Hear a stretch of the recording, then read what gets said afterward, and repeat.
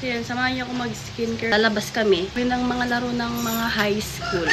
Mamamasyal na rin kasi lagi kami nakatambay dito sa bahay. Yung kilig naman guys, itong aking toner from Derma. Ayan na rin, papasyal. Buti na lang natapos na yung bagyo.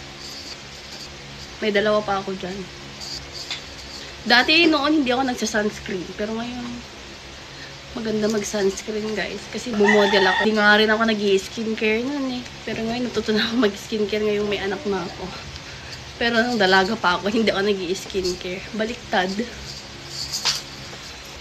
Maglagay rin tayo itong acne spot gel. Maglalagay tayo sa kilikili natin. Ang tagal ko rin din naglagay nito kasi tinatamad ako. Dito lang naman ako sa bahay.